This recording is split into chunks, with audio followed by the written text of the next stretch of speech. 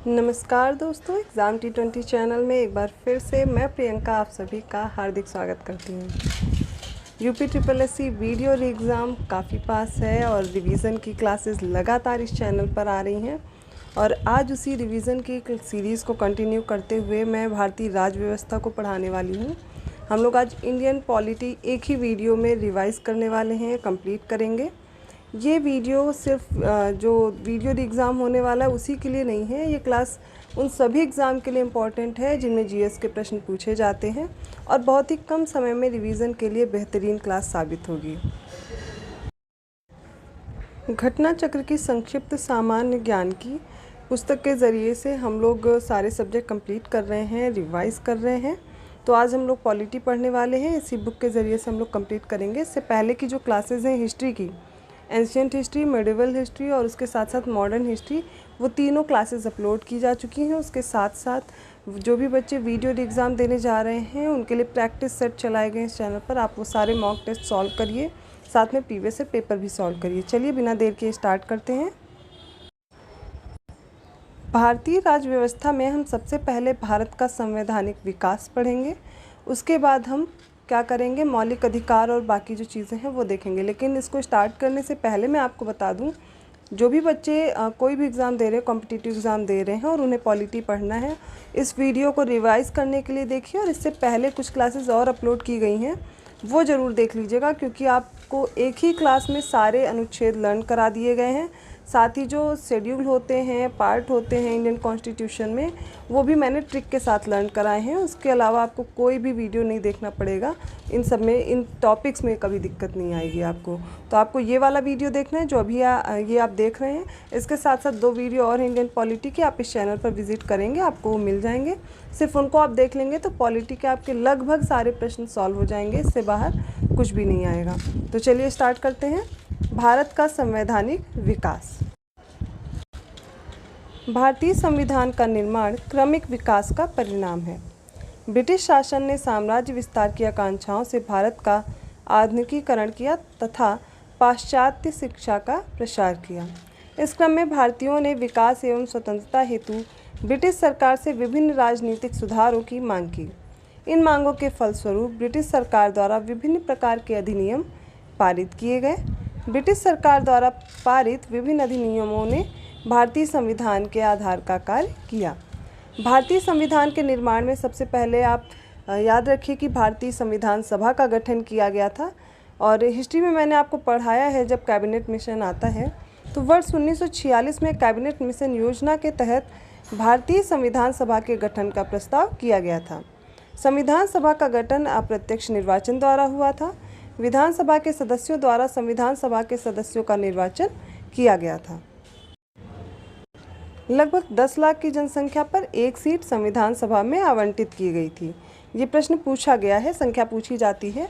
संविधान सभा के सदस्यों की कुल संख्या 389 निश्चित की गई थी। संख्याएं याद रखते चलिए। और इनमें से जो 296 थी, 296 सीटें थीं, वो ब्रिटिश भारत की थी और 93 सीटें अर्थात 93 सीटें देसी रियासतों को आवंटित की जानी थी।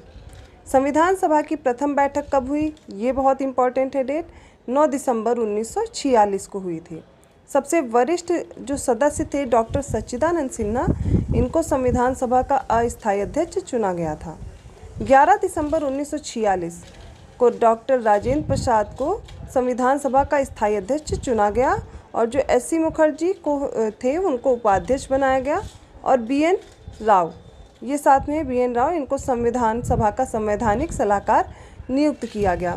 तो याद रखिए किसको कौन कौन सा पद दिया गया था। तो डॉक्टर राजेंद्र प्रसाद क्या थे, संविधान सभा के स्थायी अध्यक्ष चुन लिए गए थे। इससे पहले कौन थे, डॉक्टर सच्चिदानंद सिन्हा।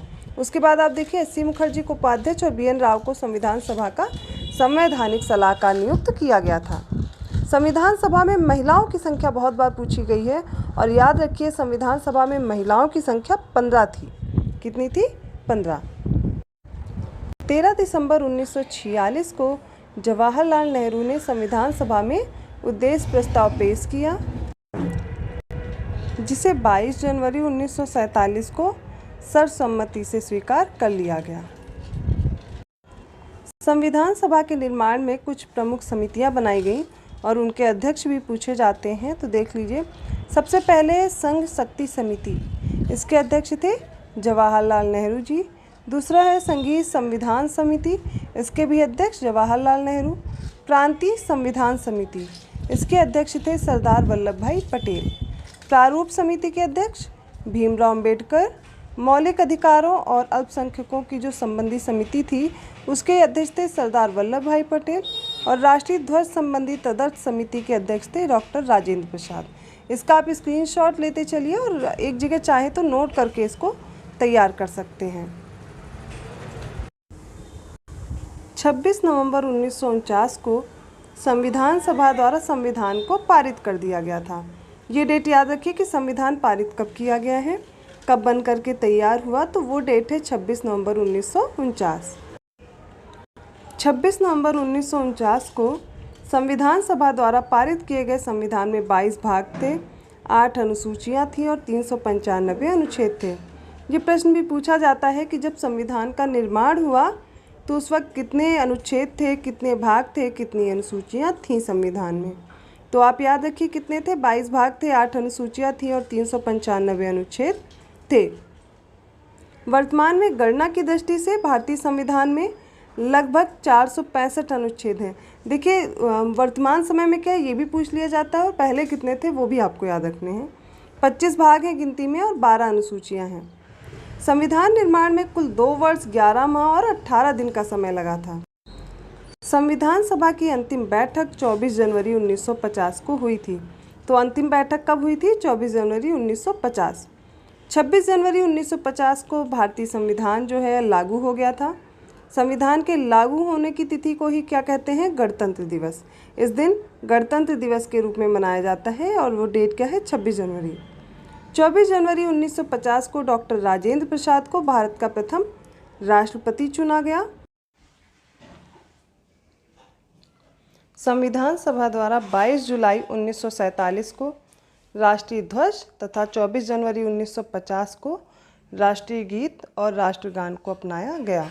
प्रश्न पूछा जाता है कि राष्ट्रीय गीत कब अपनाया गया या भारत का जो राष्ट्रगान है वो कब अपनाया गया। तो डेट याद रखिए, 22 जुलाई 1947 को राष्ट्रीय ध्वज को पहले तो अपनाया गया। दूसरा है जो 24 जनवरी 1950 को राष्ट्रीय गीत और राष्ट्रगान दोनों को अपनाया गया था। कैबिनेट मिशन योजना के आधार पर भारत के लिए अंतरिम सरकार का गठन किया गया, ये याद रखिए। अब हमें जो सबसे ज़्यादा प्रश्न पॉलिटी में पूछे जाना है वो याद करते हैं संविधान के स्रोत के बारे में। आपसे पूछ लिया जाता है कि संसदीय शासन प्रणाली या फिर राष्ट्रपति पर महाभियोग लगाना ये कहाँ से लिया गया है। तो आप इनको ज़रूर याद रखिए क्योंकि इन्हीं से ही प्रश्न बनते हैं या मैच द फॉलोइंग में प्रश्न आ जाते हैं। ब्रिटेन से याद रखिए संसदीय शासन प्रणाली ली गई है। एकल नागरिकता और विधि का शासन, ये कहाँ से लिया गया है? ब्रिटेन के संविधान से। क्या क्या है? संसदीय शासन प्रणाली, एकल नागरिकता और विधि का शासन। संयुक्त राज्य अमेरिका से देख लीजिए, मूल अधिकार लिए गए हैं, न्यायपालिका की स्वतंत्रता, न्यायिक पुनरावलोकन का सिद्धांत, उपराष्ट्रपति का पद, राष्ट्रपति पर महाभियोग, उच्चतम व उच्च न्यायालय के न्यायाधीशों का हटाया जाना। अर्थात संयुक्त राज्य अमेरिका से सबसे ज़्यादा इम्पॉर्टेंट क्या क्या है उनको हाईलाइट भी किया गया है, उस तरह से उनको याद कर लेंगे। अब बात करते हैं कनाडा के संविधान से। यहाँ से केंद्र द्वारा राज्यपाल की नियुक्ति करना, ये कनाडा से लिया गया है। संघात्मक व्यवस्था ली गई है। अवशिष्ट शक्तियों का केंद्र में निहित होना, कोई भी एग्ज़ाम हो जिसमें भी पॉलिटी पूछी जाती है उनमें यहाँ से प्रश्न जरूर बनता है। तो ये टॉपिक आप बहुत अच्छे से लर्न कीजिए, लिख के याद कीजिए या फिर आप स्क्रीनशॉट ले लीजिए। आयरलैंड से याद रखिए नीति निर्देशक तत्व लिए गए हैं।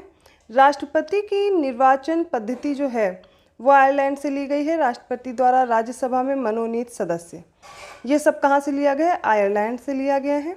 अब बात करते हैं जर्मनी से। तो आपातकाल के दौरान जो मूल अधिकारों का स्थगन हो जाता है वो जर्मनी से लिया गया है। सोवियत संघ से याद रखिए मूल कर्तव्य लिए गए हैं। सोवियत संघ से क्या लिए गए हैं? मूल कर्तव्य। दक्षिण अफ्रीका से संविधान संशोधन प्रक्रिया, राज्यसभा सदस्यों का निर्वाचन, ये सब दक्षिण अफ्रीका से लिया गया। और जापान से विधि द्वारा स्थापित प्रक्रिया। ये लिस्ट जरूर याद कर लीजिए। मैं एक बार फिर से आप लोग को दिखा दे रही हूँ और इसका आप चाहे तो स्क्रीनशॉट ले सकते हैं। यहाँ से प्रश्न पूछे जाने की संभावना बहुत ज़्यादा रहती है। अभी हम लोगों ने पढ़ा संविधान के महत्वपूर्ण भागों में संख्या की बात करें तो मूल रूप से 22 भाग थे, किंतु अभी संख्या में 25 हो गए हैं। गिनती के तो 22 ही हैं, बट संख्या में क्या है 25 हैं। जैसे कि किसी में जैसे 4 है, 4 का जोड़ दिया गया है ना, तो इस तरीके से संख्या में 25 हो गए हैं। तो सभी भागों को हम लोग एक बार बहुत अच्छे ढंग से तैयार कर लेंगे। इससे पहले भी मेरा एक वीडियो अवेलेबल है, वहाँ पर मैंने बहुत अच्छे से आप लोग को लर्न कराया एक एक चीज़ें। यहाँ पर सबसे पहले भाग की बात करेंगे, भाग 1 है। इसमें आता है संघ और उसके क्षेत्र, और इसके लिए अनुच्छेद है 1 से 4। दूसरा भाग है नागरिकता। नागरिकता के लिए अनुच्छेद है 5 से 11। तीसरा भाग है मौलिक अधिकार, और उसके लिए अनुच्छेद हैं 12 से 35, माफ़ कीजिएगा। भाग 4 में राज्य के नीति निर्देशक तत्व आते हैं, जो कि 36 से लेकर 51 अनुच्छेद तक है। 4 का इसमें मूल कर्तव्य आता है, 51 का इसमें जो अनुच्छेद है। 5वें भाग में संघ सरकार से संबंधित उपबंध है। यहाँ पर अनुच्छेद की बात करें तो 52 से लेकर के 151 तक क्या आते हैं, संघ सरकार से संबंधित उपबंध आते हैं। भाग 6 की बात करें, राज्य से संबंधित उपबंध है। 152 से 237 तक जो भी अनुच्छेद हैं वो सारे भाग 6 में आते हैं। भाग 7 निरस्त कर दिया गया था। भाग 8 देखिए, संघ राज्य क्षेत्र आता है इसमें, और 239 से 242 तक के जो भी अनुच्छेद हैं वो क्या होंगे, भाग 8 संघ राज्य क्षेत्र में आते हैं। अब मोस्ट इम्पॉर्टेंट पंचायतें भाग 9 में आती है। पंचायतें, इनके लिए जो आर्टिकल है वो याद रखिए 243 से 243 ना तक। 9 के का में आप देखिए नगर पालिकाएँ आती हैं, जो 243 से ता से लेकर के 243 या 6 तक। ये जितने भी अनुच्छेद हैं ये किस में आएंगे, नगर पालिका, जो कि भाग 9 का है। 9 के खा में देखिए सहकारी समितियाँ आती हैं, 243 के ZH से लेकर के 243 के ZT तक जितने भी अनुच्छेद हैं वो किस में आ जाएंगे, सहकारी समितियों में। भाग 11 की बात करें तो संघ और राज्यों के बीच संबंध भाग 11 है। इसमें 245 से 263 तक जितने भी अनुच्छेद हैं वो भाग 11 में आएंगे। अब भाग 15 की बात करें, जो भी इम्पोर्टेंट भाग हैं वो इसमें दिए गए हैं। कंप्लीट पढ़ने के लिए आप वो वाला वीडियो देखिए जो मैं बोल रही हूँ आपको, उसका लिंक मैं डिस्क्रिप्शन में डाल दूँगी, आप वहाँ जा कर के विजिट कर सकते हैं। निर्वाचन भाग 15 में निर्वाचन आता है 324 से 329 का ये जितने भी अनुच्छेद हो किस में आएंगे, भाग 15 में। भाग 17 में राजभाषा है, कई बार पूछा गया है, 343 से 351 अनुच्छेद। भाग 18 में आपात उपबंध दिए गए हैं, 352 से 360। भाग 20 में संविधान का संशोधन दिया गया है, जो कि अनुच्छेद है 368। इस तरह से हमने इम्पॉर्टेंट भाग देख लिए हैं, पार्ट्स देख लिए हैं इंडियन कॉन्स्टिट्यूशन के। अब बात करते हैं संविधान की महत्वपूर्ण अनुसूचियों की। टोटल कितनी हैं अनुसूचियाँ, 12 अनुसूची हैं, मैं अभी आपको बता चुकी हूँ। एक एक करके सारी अनुसूची पढ़ने वाले हैं और उनके विषय देखने वाले हैं, ठीक है। तो पहली अनुसूची में दिया गया है राज्य एवं संघराज्य क्षेत्र। दूसरी अनुसूची में दिया गया राष्ट्रपति तथा अन्य उच्च पदाधिकारियों के वेतन, भत्ते और पेंशन। तीसरी अनुसूची में शपथ या प्रतिज्ञान के प्रारूप दिए गए हैं। चौथी अनुसूची में राज्यसभा में सीटों का आवंटन, स्थानों का जो आवंटन है वो क्या है, चौथी अनुसूची में है। पांचवी अनुसूची में अनुसूचित क्षेत्रों और अनुसूचित जनजातियों के प्रशासन और नियंत्रण के बारे में उपबंध दिए गए हैं। छठी अनुसूची में असम, मेघालय, त्रिपुरा और मिजोरम, ये 4 राज्य याद रख लीजिए, असम, मेघालय, त्रिपुरा और मिजोरम। इन राज्यों के जनजातीय क्षेत्रों के प्रशासन के संबंध में जो उपबंध है वो छठी अनुसूची में दिए गए हैं। अब बात करते हैं 7वीं अनुसूची की। इसमें संघ सूची, राज्य सूची, समवर्ती सूची, 3 तरह की सूची होती हैं।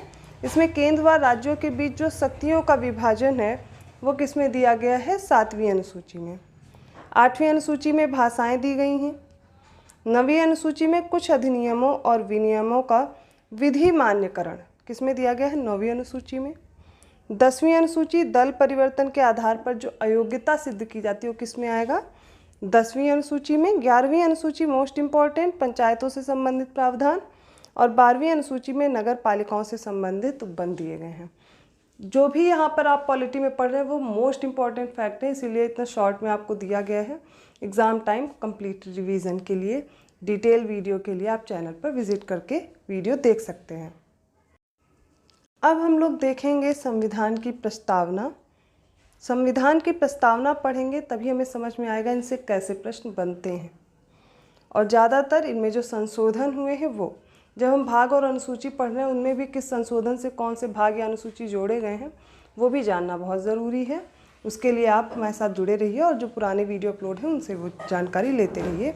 यहाँ पर सिर्फ मैं रिवीजन क्लास दे रही हूँ। तो संविधान की प्रस्तावना देखेंगे। हम भारत के लोग भारत को एक संपूर्ण प्रभुत्व संपन्न, समाजवादी, पंथनिरपेक्ष, लोकतंत्रात्मक गणराज्य बनाने के लिए तथा उसके समस्त नागरिकों को सामाजिक, आर्थिक, राजनैतिक न्याय, विचार, अभिव्यक्ति, विश्वास, धर्म और उपासना की स्वतंत्रता, प्रतिष्ठा और अवसर की समता प्राप्त कराने के लिए उन सब में व्यक्ति की गरिमा और राष्ट्र की एकता और अखंडता सुनिश्चित करने वाली बंधुता बढ़ाने के लिए दृढ़ संकल्प होकर अपनी संविधान सभा में आज तारीख 26 नवंबर 1949 मिति मार्गशीर्ष शुक्ल सप्तमी संवत 2006 विक्रमी, यहाँ पर तिथि होना चाहिए, को एतद द्वारा इस संविधान को अंगीकृत, अधिनियमित और आत्मार्पित करते हैं। भारतीय संविधान की प्रस्तावना को संविधान की आत्मा कहा जाता है। ये प्रश्न पूछा गया है कि संविधान की आत्मा किसे कहते हैं, तो याद रखिए प्रस्तावना को। पर जब आपसे पूछा जाए डॉक्टर भीमराव अम्बेडकर के अनुसार संविधान की आत्मा किसे कहते हैं, तो आप बताएंगे अनुच्छेद 32 को।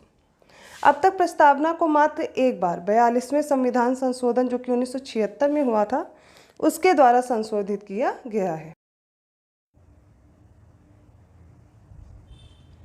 अब हम पढ़ने जा रहे हैं भारत संघ और उसके राज्य क्षेत्र। भारतीय संविधान के भाग 1 के अंतर्गत अनुच्छेद 1 से 4 तक भारतीय संघ एवं इसके राज्य क्षेत्रों का उल्लेख किया गया है।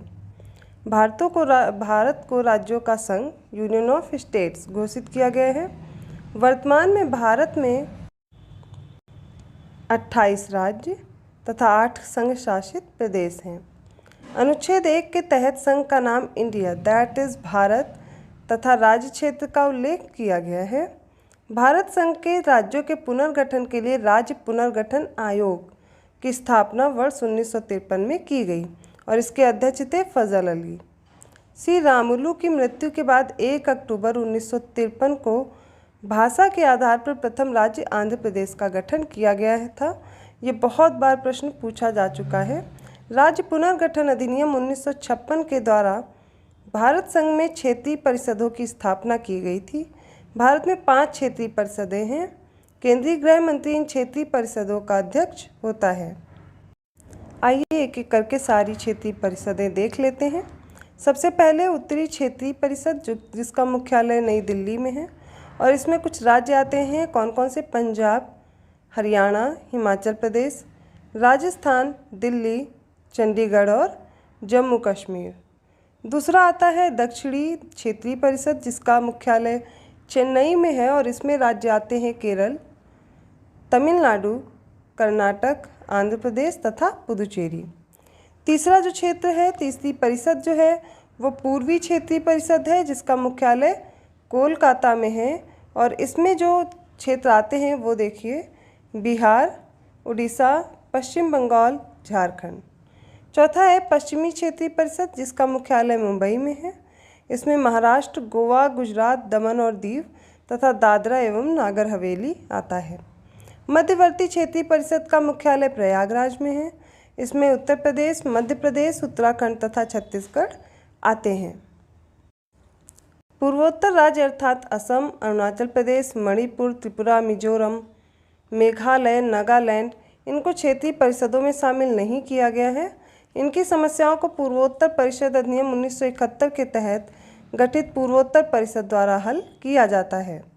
अब हम देखते हैं भारत के नए राज्यों का गठन किस प्रकार, कौन कौन से राज्यों का गठन होता गया। सबसे पहले आंध्र प्रदेश भाषा के आधार पर 1 अक्टूबर 1953 को, फिर है गुजरात और महाराष्ट्र बना 1 मई 1960 को। नागालैंड याद रखिए 1 दिसंबर 1963, हरियाणा 1 नवंबर 1966, हिमाचल प्रदेश 25 जनवरी 1971, मणिपुर, मेघालय, त्रिपुरा 21 जनवरी 1972 को बने, सिक्किम 16 मई 1975। एक एक करके सारी डेट याद करते चलिए किस दिन कौन सा राज्य बना है। सिक्किम के बाद याद रखिए मिजोरम और अरुणाचल प्रदेश, ये 2 राज्य बनते हैं 20 फरवरी 1987 को। फिर गोवा 30 मई 1987, छत्तीसगढ़ 1 नवंबर 2000 को, उत्तराखंड 9 नवंबर 2000 को, झारखंड 15 नवंबर 2000 को और तेलंगाना 2 जून 2014 को। ये एक बार फिर से लिस्ट देख लीजिए और डेट याद कर लीजिए कब कौन से राज्य का निर्माण हुआ। अब बात करते हैं भारतीय संविधान के अनुच्छेद 370 की। इसके तहत जम्मू कश्मीर को विशेष राज्य का दर्जा प्राप्त था। 6 अगस्त 2019 को राष्ट्रपति द्वारा जारी आदेश के तहत 370 के प्रावधान को समाप्त कर दिया गया है। जम्मू कश्मीर पुनर्गठन अधिनियम 2019 के तहत जम्मू कश्मीर को 2 केंद्र शासित प्रदेश जम्मू कश्मीर एवं लद्दाख में बांट दिया गया, जो 31 अक्टूबर 2019 से प्रभावी हो गया। लद्दाख केंद्र शासित प्रदेश में 2 जिले हैं, कौन कौन से? कारगिल और लेह जिला। शेष क्षेत्र क्या है? जम्मू कश्मीर में शामिल हो गया। 26 जनवरी 2020 से 2 केंद्र शासित प्रदेशों दादरा एवं नागर हवेली और दमन एवं दीव को विलय करके 1 केंद्र शासित प्रदेश बनाया गया है। दादरा और नागर हवेली तथा दमन एवं दीव ये बनाया गया और इसकी राजधानी याद रखिए दमन बनाई गई है।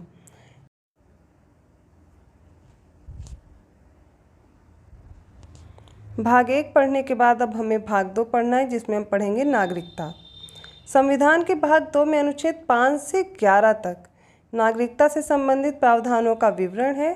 भारतीय संविधान नागरिकों को एकहरी नागरिकता प्रदान करता है। एकल नागरिकता कहाँ से ली गई है अभी मैंने आपको बताया है, कमेंट करके बताइए। फिर पढ़ते हैं मौलिक अधिकार, जो भाग 3 में आता है। संविधान के भाग 3 में अनुच्छेद 12 से 35 तक मौलिक अधिकारों का विवरण है। इन्हें भारत का अधिकार पत्र या फिर मैग्ना कार्टा भी कहा जाता है। ज़्यादातर प्रश्न आपसे अगर अनुच्छेद से पूछे जाते हैं तो मौलिक अधिकार से ही पूछे जाते हैं, इनको ज़रूर तैयार रखिए। मूलतः संविधान में कुल 7 मौलिक अधिकार थे। संपत्ति के मूल अधिकार को 44वें संविधान संशोधन द्वारा समाप्त कर दिया गया। वर्तमान में संविधान के तहत नागरिकों को 6 मौलिक अधिकार प्रदान किए गए हैं, जिनका विवरण देख लेते हैं।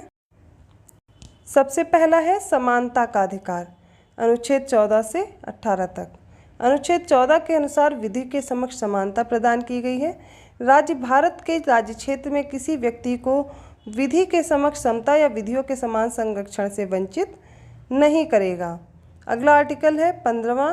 अनुच्छेद 15 के अनुसार धर्म, मूलवंश, जाति, लिंग या फिर जन्म स्थान के आधार पर विभेद का निषेध है। राज्य किसी भी नागरिक के विरुद्ध केवल धर्म, मूलवंश, जाति, लिंग, जन्म स्थान अथवा इनमें से किसी भी आधार पर भेदभाव नहीं करेगा। अनुच्छेद 16 देख लेते हैं, यह लोक नियोजन के विषय में अवसर की समानता पर है। राज्य के अधीन किसी पद पर नियोजन अथवा नियुक्ति से संबंधित विषयों में सभी नागरिकों को समान अवसर प्रदान किए जाएंगे। अनुच्छेद 17 के अनुसार अस्पृश्यता का अंत किया गया है।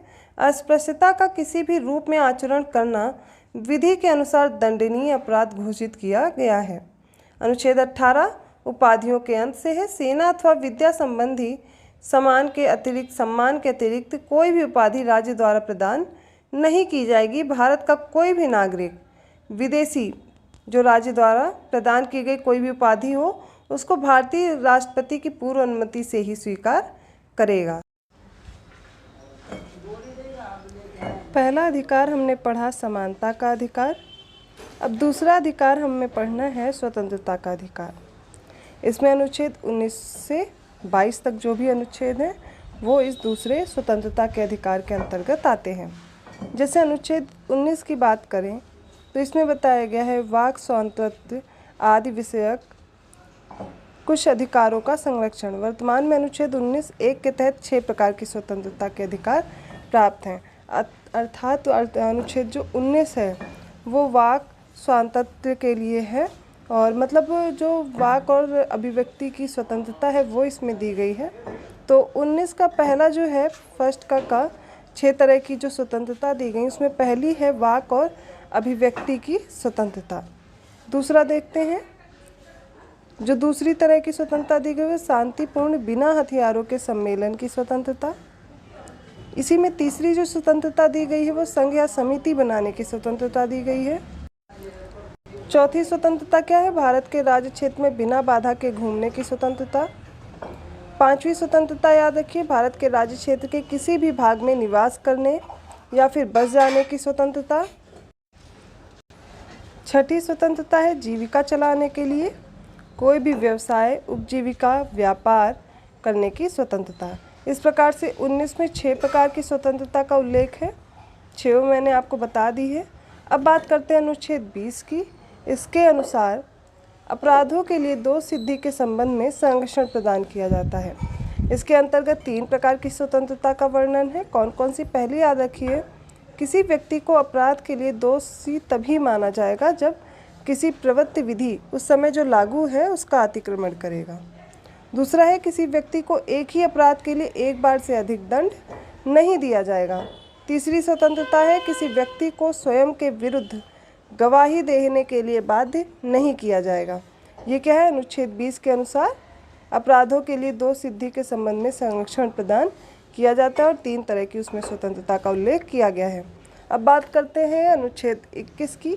इसमें प्राण एवं दैहिक स्वतंत्रता का संरक्षण प्रदान किया जाता है।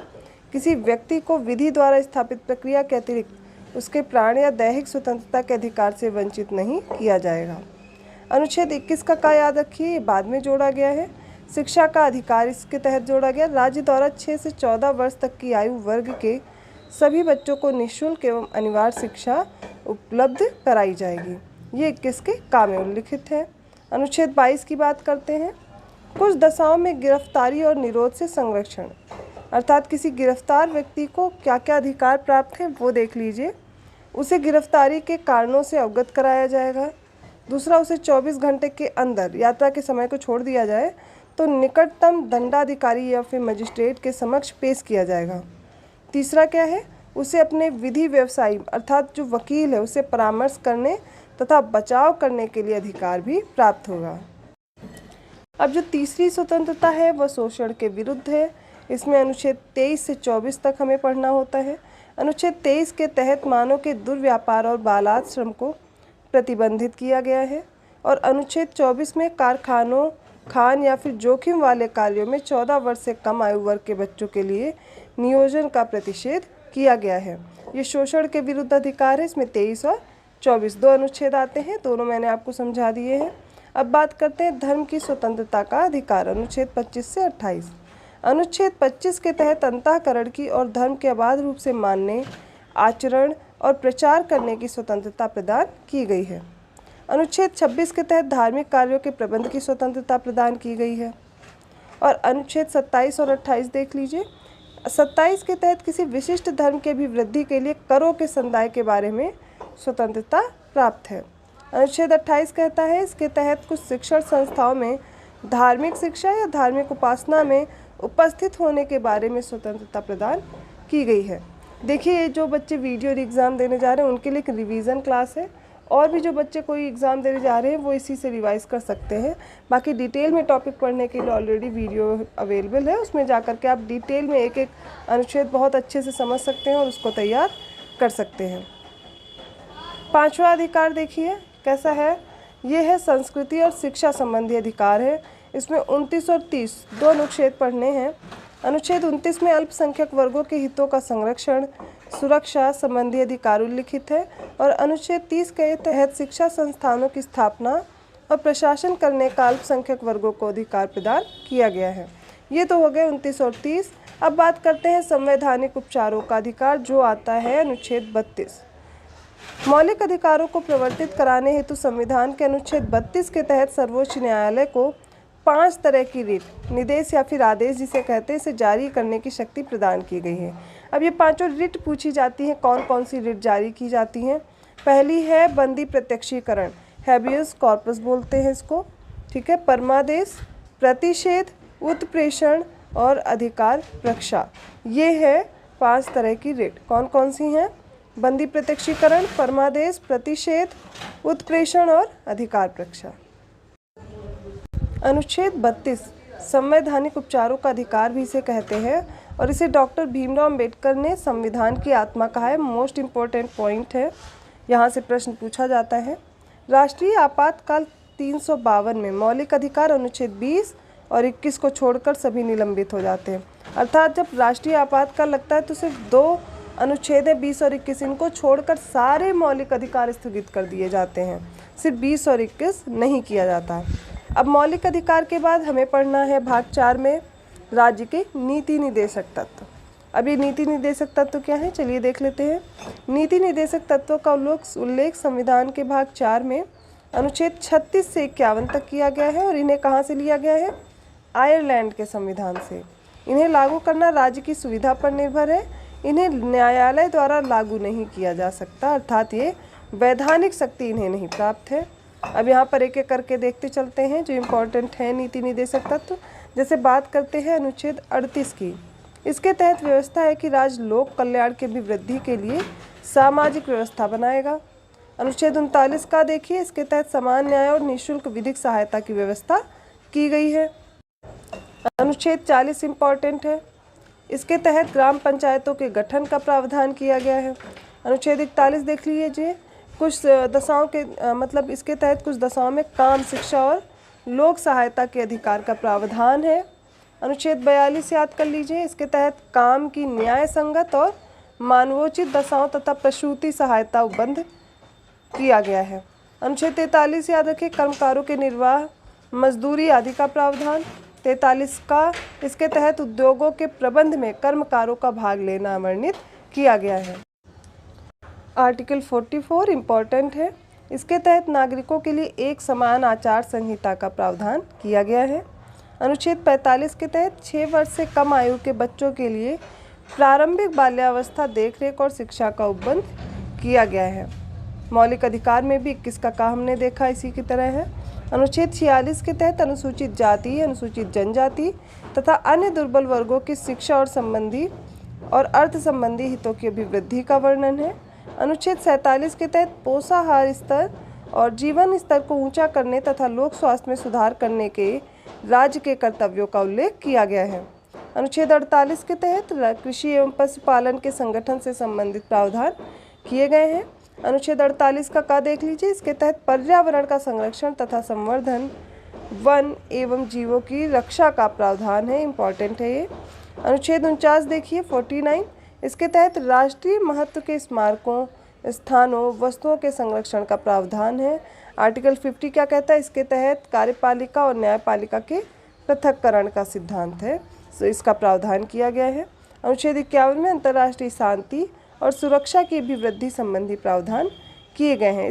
इनको याद करने के लिए आप ट्रिक बना करके याद कर सकते हैं।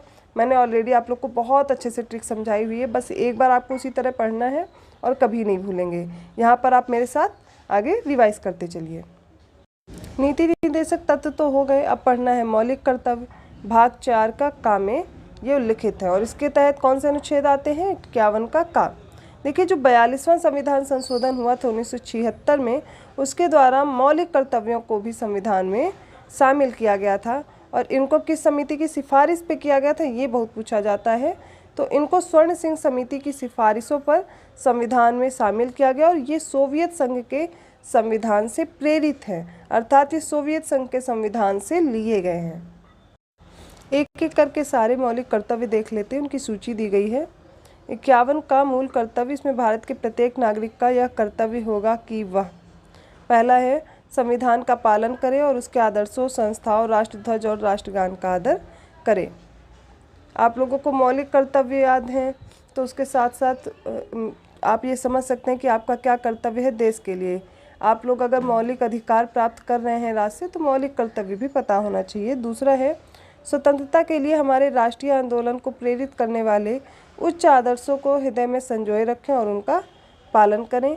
तीसरा है भारत की संप्रभुता, एकता और अखंडता की रक्षा करें और उसे अक्षुण्ण बनाए रखें। चौथा है देश की रक्षा करें और आह्वान किए जाने पर राष्ट्र की सेवा करें। पांचवा है भारत के सभी लोगों में समरसता और समान भ्रातृत्व की भावना का निर्माण करें, जो धर्म, भाषा, प्रदेश या वर्ग पर आधारित सभी भेदभाव से परे हों। ऐसी प्रथाओं का त्याग करें जो स्त्रियों के सम्मान के विरुद्ध है। छठा देख लीजिए, हमारी सामाजिक संस्कृति की गौरवशाली परंपरा का महत्व समझें और उसका परिरक्षण करें। सातवां मौलिक कर्तव्य है प्राकृतिक पर्यावरण की जिसके अंतर्गत वन, झील, नदी, वन्य जीव हैं उनकी रक्षा करें और उनका संवर्धन करें तथा प्राणी मात्र के प्रति दया भाव रखें। आगे देखते हैं। 8वां, वैज्ञानिक दृष्टिकोण, मानववाद और ज्ञानार्जन तथा सुधार की भावना का विकास। अगला है सार्वजनिक संपत्ति को सुरक्षित रखें और हिंसा से दूर रहें। नेक्स्ट है 10वां, व्यक्तिगत और सामूहिक गतिविधियों के सभी क्षेत्रों में उत्कर्ष का सतत प्रयास करें जिससे राष्ट्र निरंतर बढ़ते हुए प्रयत्न और उपलब्धि की नई ऊंचाइयों को छू ले। 11वां है, यदि माता पिता या संरक्षक है तो 6 वर्ष से 14 वर्ष तक की आयु वाले अपने यथास्थिति बालक या प्रतिपालक के शिक्षा का अवसर प्रदान करें। इस प्रकार 11 मौलिक कर्तव्य हैं। इससे पहले कितने थे? 10 ही थे। मूलतः संविधान में 10 मौलिक कर्तव्य थे। 11वां कैसे जोड़ा गया? 86वें संविधान संशोधन जो कि 2002 में हुआ था, उसके जरिए से 11वां मौलिक कर्तव्य इसमें जोड़ा गया। अब मौलिक कर्तव्य के बाद हमें पढ़ना है संघीय कार्यपालिका। राष्ट्रपति संघीय कार्यपालिका का प्रमुख होता है। संघीय कार्यपालिका में राष्ट्रपति, उपराष्ट्रपति, प्रधानमंत्री, मंत्रिमंडल आदि शामिल होते हैं। भारत में संसदीय शासन प्रणाली को अपनाए जाने के कारण राष्ट्रपति कार्यपालिका का नाम मात्र का प्रमुख होता है, जबकि वास्तविक शक्ति प्रधानमंत्री और उसके मंत्रिमंडल में निहित होती है। भारतीय संविधान के भाग 5 के अंतर्गत अनुच्छेद 52 से 78 तक में संघीय कार्यपालिका का वर्णन किया गया है। तो इसमें सबसे पहले हम समझेंगे राष्ट्रपति के बारे में और इनसे रिलेटेड कौन कौन से आर्टिकल हैं। तो सबसे पहला है, भारत का एक राष्ट्रपति होगा। ये किसमें उल्लेख किया गया है? अनुच्छेद 52 में। राष्ट्रपति देश का प्रथम नागरिक होता है और अनुच्छेद 53(1) के अनुसार संघ की कार्यपालिका शक्ति राष्ट्रपति में ही निहित होती है और वह इसका प्रयोग स्वयं या अपने अधीनस्थ अधिकारियों के द्वारा करता है। योग्यताएं देख लेते हैं क्या क्या होनी चाहिए। अनुच्छेद 58 में राष्ट्रपति की योग्यताओं का विवरण है, जैसे कि वह भारत का नागरिक हो, 35 वर्ष की आयु पूरी कर चुका हो, लोकसभा का सदस्य निर्वाचित होने की योग्यता रखता हो, चुनाव के समय लाभ का पद धारण न करता हो। अब बात करते हैं राष्ट्रपति के निर्वाचन की। अनुच्छेद 54 के अनुसार एक निर्वाचक मंडल के सदस्यों द्वारा राष्ट्रपति का निर्वाचन किया जाता है। निर्वाचक मंडल में कौन कौन आएंगे? ये बहुत बार पूछा जाता है और इसको अच्छे से याद कर लीजिए, जैसे कि लोकसभा, राज्यसभा और राज्यों तथा यथास्थिति संघ राज्यों की विधानसभाओं के निर्वाचित सदस्य शामिल होते हैं। अनुच्छेद 55 के अनुसार राष्ट्रपति का निर्वाचन आनुपातिक प्रतिनिधित्व के अनुसार एकल संक्रमणीय मत और गुप्त मतदान द्वारा होता है। पहली बात तो याद रखिए, निर्वाचक मंडल में कौन कौन होगा? लोकसभा, राज्यसभा, ठीक है, और राज्यों की जो विधानसभा है इनके सिर्फ निर्वाचित सदस्य होते हैं, मनोनीत नहीं होते और विधान परिषद भी इसमें शामिल नहीं होती है। अगला, इनके निर्वाचन की पद्धति याद रखिए कैसी है। अब पदावधि की बात करें तो अनुच्छेद 56 में ऐसा उल्लेख किया गया है कि राष्ट्रपति की पदावधि 5 वर्ष है। हालांकि कार्यकाल की समाप्ति के बाद भी अपने उत्तराधिकारी के आने तक वह पद पर बना रहता है। राष्ट्रपति उपराष्ट्रपति को संबोधित अपने हस्ताक्षर सहित लेख द्वारा अपना पद त्याग सकता है। तो पूछा जाता है राष्ट्रपति किसको अपना त्यागपत्र दे सकते हैं? याद रखिए उपराष्ट्रपति को। शपथ देखिए इनकी, उस अनुच्छेद 60 में दी गई है। इसके अनुसार सर्वोच्च न्यायालय के मुख्य न्यायाधीश या उसकी अनुपस्थिति में सर्वोच्च न्यायालय के वरिष्ठतम न्यायाधीश द्वारा राष्ट्रपति को पद एवं गोपनीयता की शपथ दिलाई जाती है। अब बात करते हैं वेतन की। राष्ट्रपति का जो मासिक वेतन है वो 5 लाख रुपए है और इन पर महाभियोग भी चलाया जा सकता है। वो किसके अनुसार? अनुच्छेद 61(1) के तहत राष्ट्रपति पर संविधान के अतिक्रमण के आधार पर महाभियोग लगाया जा सकता है। डॉक्टर राजेंद्र प्रसाद लगातार दूसरी बार राष्ट्रपति पद के लिए निर्वाचित होने वाले प्रथम राष्ट्रपति थे। आइए भारत के सभी राष्ट्रपति और उनके कार्यकाल देखते हैं। तो प्रथम राष्ट्रपति डॉक्टर राजेंद्र प्रसाद कब से कब तक?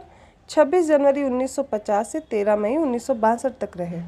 दूसरे हैं सर्वपल्ली राधाकृष्णन जो 13 मई 1962 से 13 मई 1967 तक रहते हैं। तीसरे हैं जाकिर हुसैन 13 मई 1967 से 3 मई 1969 तक। वीवी गिरी 24 अगस्त 1969 से 24 अगस्त 1974 तक। उसके बाद आते 5वें नंबर पर फ़खरुद्दीन अली अहमद, ये 24 अगस्त 1974 से 11 जुलाई 1977 तक रहते हैं। उसके बाद आते हैं नीलम संजीव रेड्डी, ये है 25 जुलाई 1977 से 25 जुलाई 1982। 7वें नंबर पे आते हैं ज्ञानी जैल सिंह, ये 25 जुलाई 1982 से 25 जुलाई 1987 तक रहते हैं। 8वें नंबर पर आर वेंकट रमन है, ये 25 जुलाई 1987 से 25 जुलाई 1992 तक रहते हैं। और इसके बाद हम लोग देखते हैं शंकर दयाल शर्मा 9वें राष्ट्रपति थे और ये 25 जुलाई 1992 से 25 जुलाई 1997 तक रहते। KR नारायणन, ये भी 25 जुलाई से शुरू करते अपना कार्यकाल और 25 जुलाई 2002 तक रहते हैं। इसके बाद आते हैं 11वें APJ अब्दुल कलाम, 25 जुलाई 2002 से 25 जुलाई 2007 तक। इसके बाद आती हैं पहली महिला राष्ट्रपति प्रतिभा देवी सिंह पाटिल, जो कि 25 जुलाई 2007 से 25 जुलाई 2012 तक रहती हैं। इनके बाद आते हैं प्रणब मुखर्जी, इनका कार्यकाल 2012 से 2017 तक है। और रामनाथ कोविंद इसके बाद आते हैं 22 जुलाई 2017 से, इनका कार्यकाल 5 साल का रहता है, किंतु अभी ये नहीं है। अब इनके बाद जो नई राष्ट्रपति हैं वो द्रौपदी मुर्मू जी हैं। तो आप ये याद कर लीजिए जो रिसेंट में राष्ट्रपति हैं वो कौन है, द्रौपदी मुर्मू जी हैं। रामनाथ कोविंद इससे पहले थे, वो दूसरी महिला राष्ट्रपति हैं। आगे देखते हैं जो भी इम्पोर्टेंट फैक्ट हैं जिनसे प्रश्न पूछे जाते हैं राष्ट्रपति से रिलेटेड। तो याद रखिए वीवी गिरी के निर्वाचन के समय 2 बार मतगणना हुई थी और नीलम संजीव रेड्डी भारत के निर्विरोध चुने जाने वाले एकमात्र राष्ट्रपति हैं। भारत की प्रथम महिला राष्ट्रपति प्रतिभा देवी सिंह पाटिल है। राष्ट्रपति के अधिकार और अब शक्तियों की बात करते हैं। सबसे पहले विधायी शक्तियां देखिए, राष्ट्रपति को निम्नलिखित विधायी शक्तियां प्राप्त हैं। कौन कौन सी? संसद के सत्र को बुलाने, सत्रावसान करने तथा लोकसभा को भंग करने संबंधी अधिकार, प्रत्येक नए चुनाव के बाद तथा प्रत्येक वर्ष संसद के प्रथम अधिवेशन को संबोधित करने का अधिकार और सदनों की संयुक्त बैठक बुलाने का अधिकार किसके पास है? राष्ट्रपति के पास है। संसद द्वारा पारित विधेयक राष्ट्रपति के अनुमोदन पर ही कानून बनता है। राष्ट्रपति कला, विज्ञान, साहित्य, समाज सेवा में विशेष अनुभव एवं ज्ञान रखने वाले व्यक्तियों में से 12 सदस्यों को राज्यसभा में मनोनीत करता है। ये ऐसा अनुच्छेद 80 में उल्लिखित है। अब इनकी अध्यादेश की शक्ति भी याद रखिए, बहुत बार पूछी गई है। अनुच्छेद 123, इसके अंतर्गत राष्ट्रपति को अधिकार है कि वह अध्यादेश जारी कर सकता है। यह अध्यादेश संसद के सत्र के पुनः शुरू होने के 6 सप्ताह के भीतर संसद द्वारा अनुमोदित होना आवश्यक है। संसद के अनुमोदन के पश्चात अध्यादेश 6 माह तक प्रभावी रहता है। राष्ट्रपति के पास क्षमादान की भी शक्ति है। यह अनुच्छेद 72 के तहत उल्लिखित है कि राष्ट्रपति को किसी व्यक्ति के दंड को क्षमा करने, दंड कम करने, दंड के परिहार व विराम का न्यायिक अधिकार प्राप्त है। राष्ट्रपति द्वारा क्षमादान याचिका रद्द करने पर वही याचिका दूसरी बार नहीं दाखिल की जा सकती। आपातकालीन शक्तियों में 3 प्रकार के आपात घोषित करने के अधिकार हैं। पहला कौन सा है? राष्ट्रीय आपात। युद्ध या बाह्य आक्रमण या फिर सशस्त्र विद्रोह की स्थिति में ऐसा राष्ट्रीय आपातकाल लगाया जा सकता है आर्टिकल 352 के तहत। आर्टिकल 356 के तहत राष्ट्रपति शासन लगाया जा सकता है राज्यों में संवैधानिक तंत्र के विफल होने की स्थिति में। तीसरा है वित्तीय आपातकाल। वित्तीय स्थायित्व या फिर प्रत्यक्ष के जो क्रेडिट है उसके संकट की स्थिति में अनुच्छेद 360 के तहत ये आपातकाल लगाया जा सकता है। तो तीनों तरह के आपातकाल देख लीजिए और उनसे रिलेटेड आर्टिकल याद कर लीजिए। पहली बार राष्ट्रीय आपातकाल की घोषणा अक्टूबर 1962 में भारत चीन युद्ध के समय हुई थी। द्वितीय राष्ट्रीय आपातकाल की घोषणा दिसंबर 1971 में भारत पाकिस्तान के युद्ध के समय हुई थी और तीसरे राष्ट्रीय आपातकाल की घोषणा जून 1975 में हुई थी। परामर्श की भी शक्ति है। अनुच्छेद 143 के तहत राष्ट्रपति किसी सार्वजनिक महत्व के विषय पर सर्वोच्च न्यायालय से परामर्श ले सकता है, परंतु परामर्श मानने के लिए बाध्य नहीं है। राष्ट्रपति पढ़ने के बाद अब हमें समझना है उपराष्ट्रपति के बारे में। अनुच्छेद 63, इसके अनुसार भारत का एक उपराष्ट्रपति होगा और इनके निर्वाचन के लिए याद रखिए अनुच्छेद 66 के अनुसार उपराष्ट्रपति को संसद के दोनों सदनों के निर्वाचित और मनोनीत सदस्यों के निर्वाचक मंडल द्वारा चुना जाता है।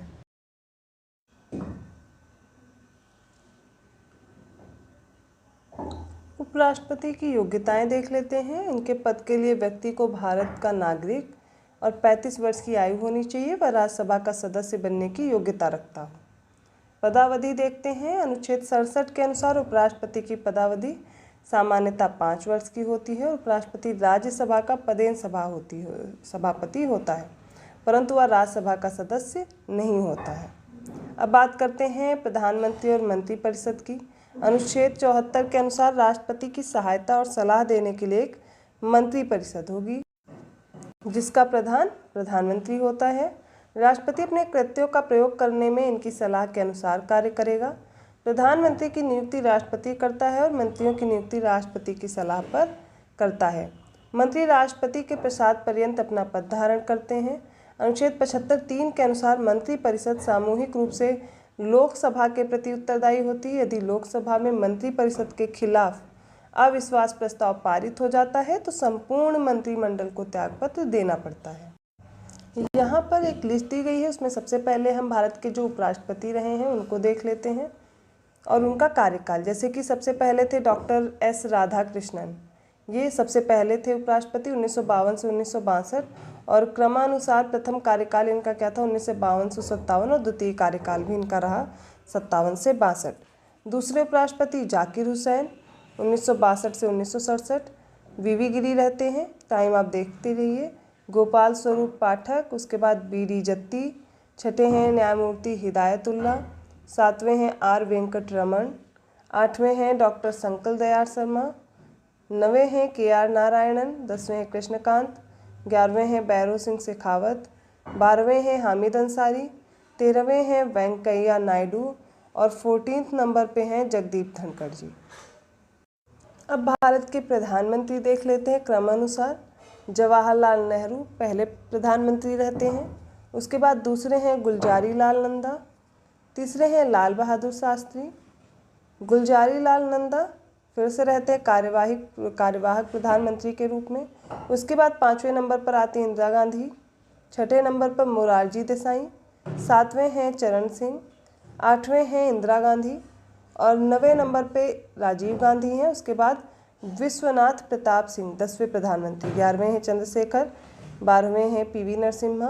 13th नंबर पर अटल बिहारी वाजपेयी। 14th नंबर पर HD देवगौड़ा। फिर आते हैं इंद्र कुमार गुजराल 15वें नंबर पर। 16th नंबर पर फिर से अटल बिहारी वाजपेयी जी। फिर 17वें नंबर पर मनमोहन सिंह। 18वें हैं नरेंद्र मोदी और जिनका कार्यकाल अभी तक चल रहा है। अब प्रधानमंत्री से जुड़े हुए और इम्पोर्टेंट तथ्य देख लेते हैं। देश की पहली महिला प्रधानमंत्री इंदिरा गांधी थी। मोरारजी देसाई सबसे अधिक उम्र में तथा राजीव गांधी सबसे कम उम्र में प्रधानमंत्री बने थे। अब तक 6 प्रधानमंत्री ऐसे हुए हैं जो प्रधानमंत्री बनने से पूर्व मुख्यमंत्री भी रहे हैं। अब ये कौन कौन से हैं वो देख लीजिए। मोरारजी देसाई, चौधरी चरण Singh, VP Singh, PV Narasimha Rao, HD Deve Gowda और नरेंद्र मोदी।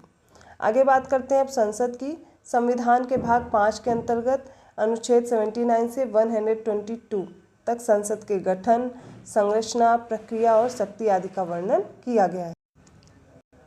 अनुच्छेद 79 के अनुसार भारत की संसद राष्ट्रपति, राज्यसभा और लोकसभा से मिलकर बनती है। संसद द्वारा पारित कोई विधेयक तब तक कानून नहीं बनता जब तक राष्ट्रपति उसे अपनी स्वीकृति नहीं दे देता।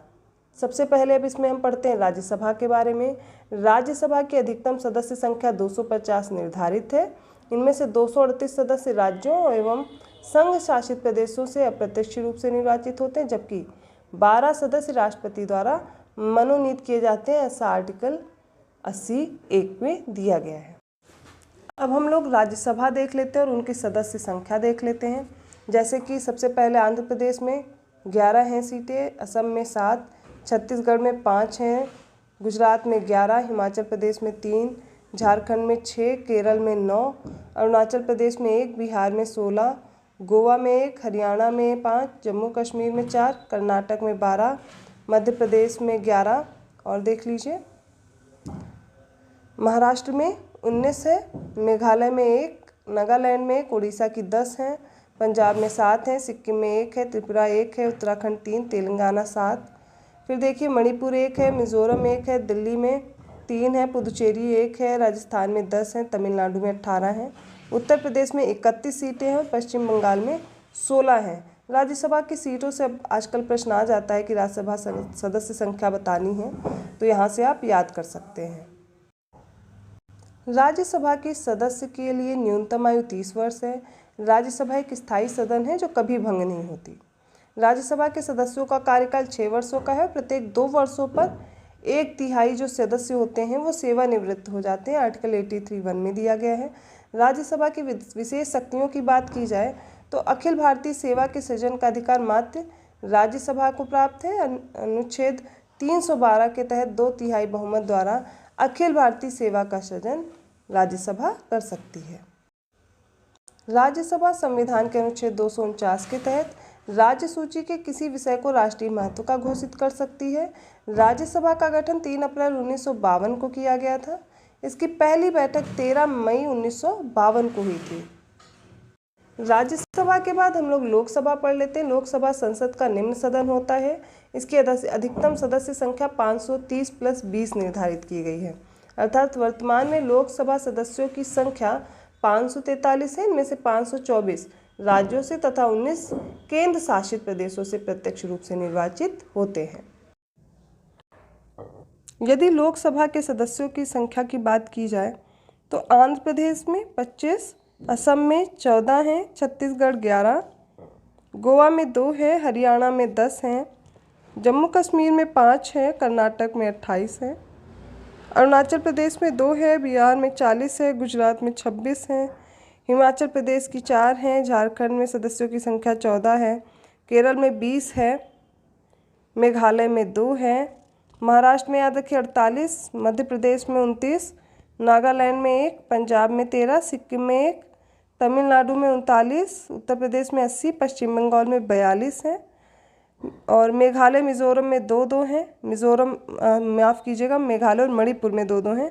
मिज़ोरम में 1 है, उड़ीसा में 21 है, राजस्थान में 25, तेलंगाना में 17, त्रिपुरा में 2 हैं, उत्तराखंड में 5 है और अंडमान निकोबार द्वीप समूह में 1 है। उसके अलावा दिल्ली में याद रखिए जो राष्ट्रीय राजधानी क्षेत्र है 7 हैं, चंडीगढ़ में 1, लक्षद्वीप की 1, लद्दाख की 1 है और दादरा और नगर हवेली और दमन दीव में 2 हैं, पुदुचेरी में 1 है। तो लोकसभा जो सदस्यों की संख्या है वो भी मैंने आपको बता दी है।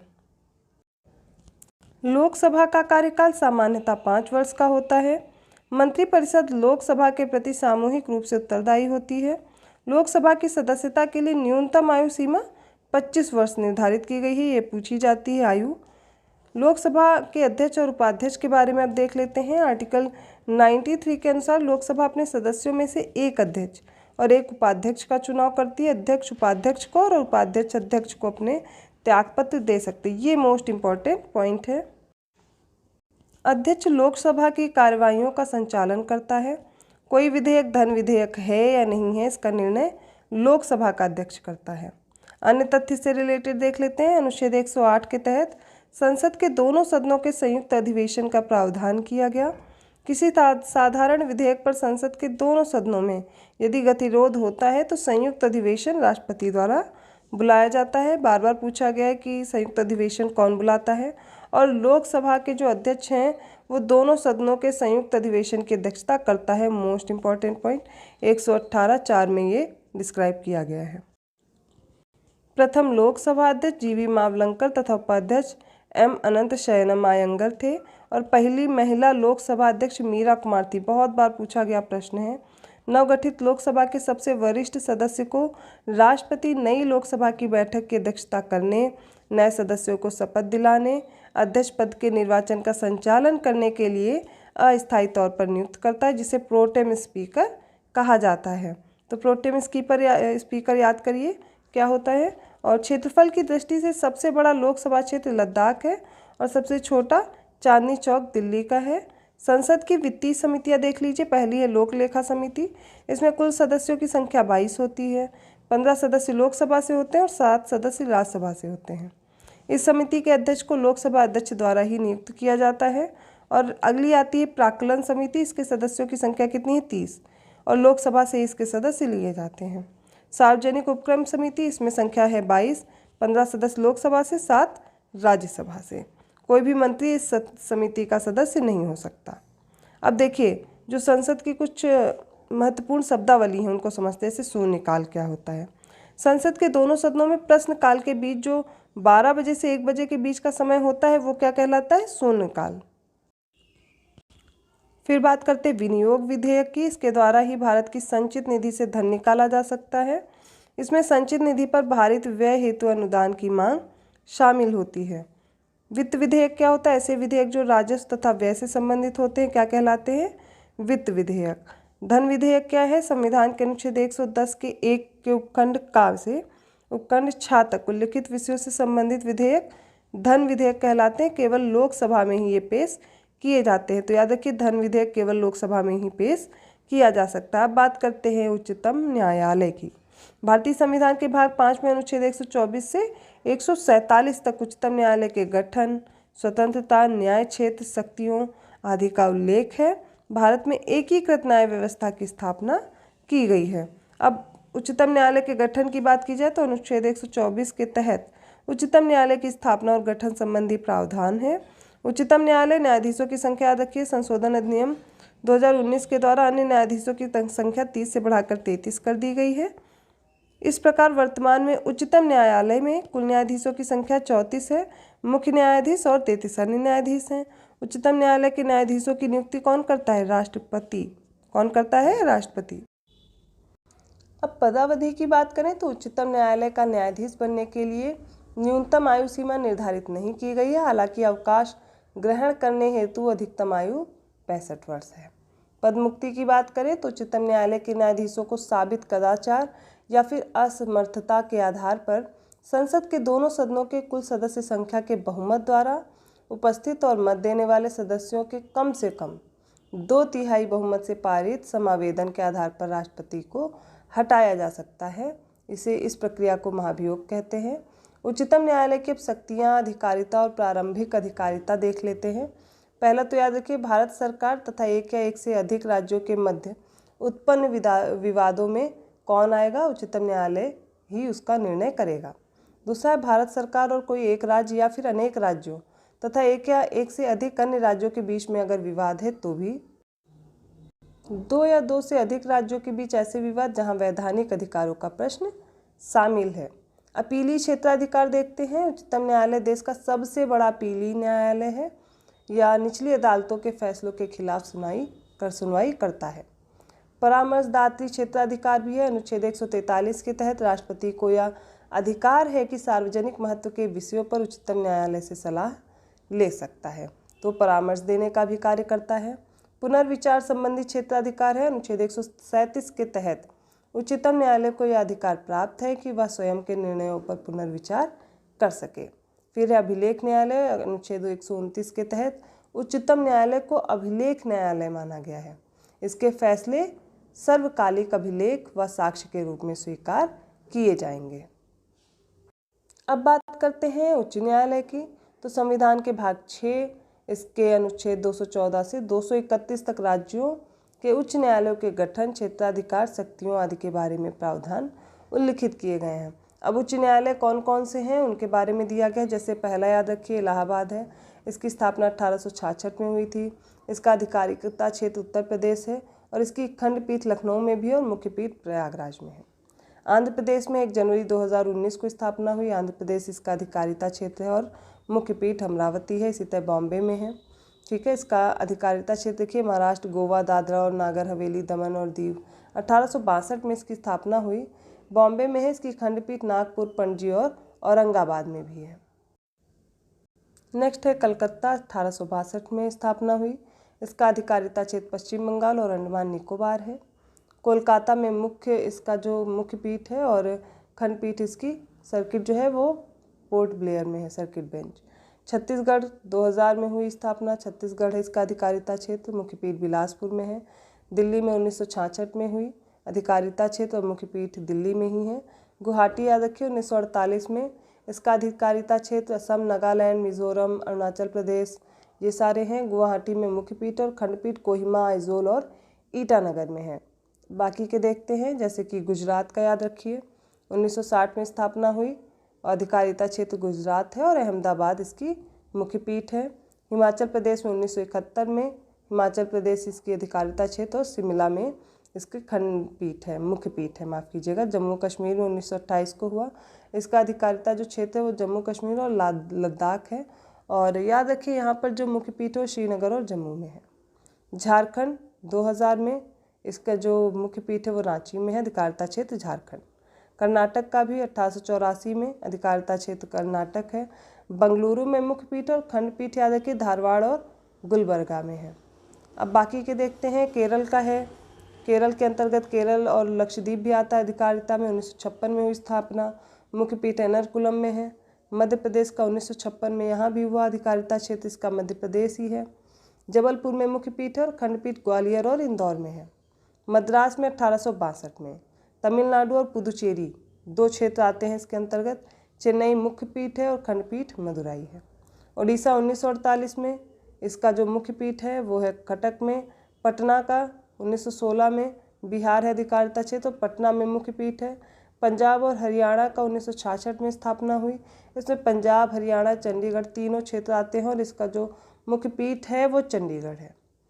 आगे देखिए, राजस्थान, इसका 1949 में हुई स्थापना, अधिकारिता क्षेत्र राजस्थान और मुख्य पीठ जोधपुर और खंडपीठ जयपुर।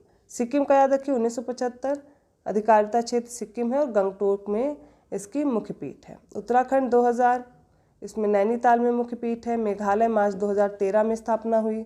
शिलोंग में इसकी मुख्य पीठ है। मणिपुर, अधिकारिता क्षेत्र भी इसका मणिपुर 2013 में और इम्फाल में मुख्य पीठ है। त्रिपुरा में 2013 मार्च में हुई स्थापना और अगरतला इसकी मुख्य पीठ है। तेलंगाना में 1 जनवरी 2019 को ही हैदराबाद जो है वो इसकी मुख्य पीठ है और इसका अधिकारिता क्षेत्र तेलंगाना है। इस प्रकार हमने उच्च न्यायालय देखे हैं। देखिए, याद रखिए, एक से अधिक क्षेत्र के लिए भी एक उच्च न्यायालय हो सकता है। उच्च न्यायालय के न्यायाधीशों के जो नियुक्ति है वो भी राष्ट्रपति करता है। उच्च न्यायालय के न्यायाधीशों के सेवानिवृत्ति की जो अधिकतम आयु है वो 62 वर्ष है। इससे पूर्व भी वो चाहे तो राष्ट्रपति को संबोधित करके अपना त्यागपत्र दे सकते हैं। अनुच्छेद 215 के अनुसार प्रत्येक उच्च न्यायालय एक अभिलेख न्यायालय होगा। केंद्र शासित प्रदेशों में दिल्ली एवं जम्मू कश्मीर के पास अपना उच्च न्यायालय है। भारत में वर्तमान में कुल 25 उच्च न्यायालय हैं। 1862 ईस्वी में सर्वप्रथम कलकत्ता, बम्बई और मद्रास, यहाँ पर क्या हुआ था, उच्च न्यायालय की स्थापना हुई थी। अब उच्च न्यायालय की शक्तियों की बात करें तो अनुच्छेद 226 के तहत नागरिकों के मौलिक अधिकारों और अन्य अधिकारों की रक्षा हेतु उच्च न्यायालय को रिट जारी करने का अधिकार है। अब बात करते हैं महान्यायवादी और महाधिवक्ता की। तो भारतीय संविधान के अनुच्छेद 76 के तहत भारत में एक महान्यायवादी का उल्लेख किया गया है। यह भारत सरकार का प्रथम विधि अधिकारी होता है तथा इसके कर्तव्यों में भारत सरकार को विधि संबंधी ऐसे विषयों पर सलाह देना और विधिक स्वरूप के ऐसे अन्य कार्यों का पालन करना शामिल है जो राष्ट्रपति समय समय पर निर्देशित करे या उन्हें सौंपे। अनुच्छेद 76(1) के अनुसार उच्चतम न्यायालय के न्यायाधीश की योग्यता रखने वाले व्यक्ति को राष्ट्रपति महान्यायवादी पद पर नियुक्त करता है। महान्यायवादी राष्ट्रपति के प्रसाद पर्यंत पद धारण करता है। महान्यायवादी की सहायता के लिए एक सॉलिसिटर जनरल और एक अतिरिक्त सॉलिसिटर जनरल होता है। अनुच्छेद 165 के तहत राज्य के महाधिवक्ता, जिसको एडवोकेट जनरल कहते हैं, इनकी व्यवस्था की गई है। यह राज्य का सर्वोच्च विधि अधिकारी होता है। इसके बाद नियंत्रक और महालेखा परीक्षक समझिए। अनुच्छेद 148 के अनुसार भारत का एक नियंत्रक एवं महालेखा परीक्षक होगा जिसकी नियुक्ति राष्ट्रपति करेगा। इनका कार्यकाल 6 वर्ष, इससे पूर्व या तो फिर वो 65 वर्ष की अगर आयु प्राप्त कर लेते हैं तो क्या माना जाएगा, वो अवकाश ग्रहण कर सकते हैं। या वह केंद्र सरकार के लेखा से संबंधित रिपोर्ट राष्ट्रपति को देता है, उसे संसद के पटल पर रखवाते हैं। वह राज्य सरकार के लेखा से संबंधित रिपोर्ट राज्यपाल को देता है और उसे विधानमंडल के पटल पर रखते हैं। अब भारत की संचित निधि क्या है? अनुच्छेद 266 के तहत भारत और राज्यों की संचित निधियों और लोक लेखा का जो प्रावधान है किया गया है। संसद द्वारा विनियोग विधेयक पारित करके ही कोई धनराशि भारत की संचित निधि से निकाल कर व्यय की जा सकती है। आकस्मिकता निधि क्या है? यह संविधान के अनुच्छेद 267 संसद और राज्य विधानमंडल को भारत या राज्य की आकस्मिकता निधि सृजित करने की शक्ति देता है। अब राज्य की कार्यपालिका देख लेते हैं। भारतीय संविधान के भाग 6 के अंतर्गत अनुच्छेद 153 से 167 तक राज्य कार्यपालिका के बारे में बताया गया है। राज्य कार्यपालिका में राज्यपाल, मुख्यमंत्री, मंत्रिपरिषद, महाधिवक्ता ये सभी शामिल होते हैं। तो सबसे पहले समझते हैं गवर्नर या फिर राज्यपाल के बारे में। तो अनुच्छेद 153 के अनुसार प्रत्येक राज्य का एक राज्यपाल होगा। किसी एक ही व्यक्ति को 2 या 2 से अधिक राज्यों का राज्यपाल भी नियुक्त किया जा सकता है। अनुच्छेद 153 में ऐसा उल्लेख किया गया है। योग्यताएं याद रखिए, वह भारत का नागरिक हो, 35 वर्ष की आयु पूरी कर चुका हो।